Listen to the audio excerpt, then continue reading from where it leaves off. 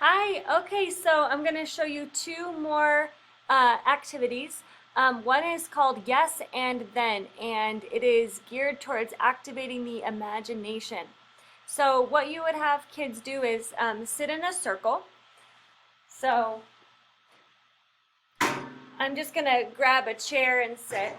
Um, and the students are going to create a story together. So as a teacher, I usually go first and I start the story and I only say one sentence.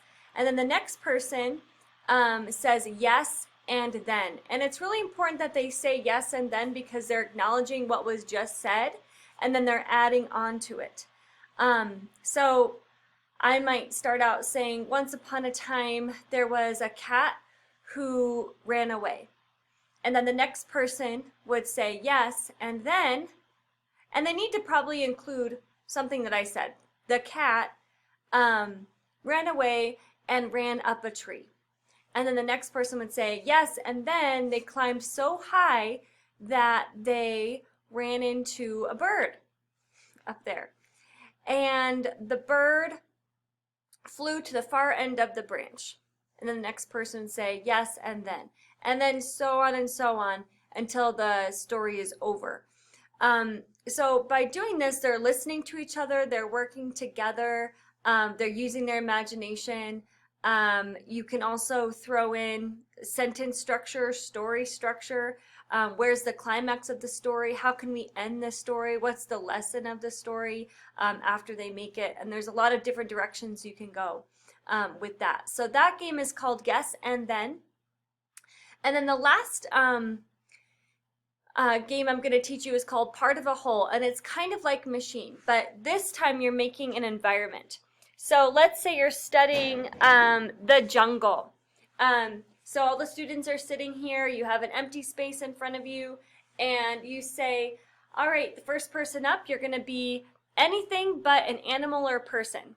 So you have to be part of the environment.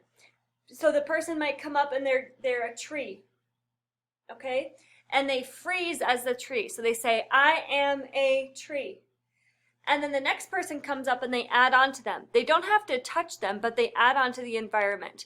So, and I try to encourage there's no right or wrong. So it's whatever they want to do unless it's inappropriate, and then you can encourage them to make another choice. So they might be a rock, they might be some grass, and encourage and have them freeze, because later, once the environment is created, I clap my hands and they come to life, so they can move, they can sway, they can make sounds. And then I clap my hands again and they freeze again, and we can see how the environment shifted. Also, what I really like to do is go around and touch each element on their shoulder to come to life, and they only have a chance to come to life, and then they can have a chance to shine and show everybody what they're doing instead of the whole group at one time. So I kind of go back and forth with both of those. You can also do this with, eventually you can have them even be a character in a story and have them say something that they're thinking or feeling by touching them on their shoulder, and only do that one person at a time. So there's a lot of different directions you can go with this, and it's just the start of that process of play, but in a very structured format. My last thing is just to, the last question on your participation worksheet is to take one of these activities and think about how they apply to another subject, and I will look forward to reading that.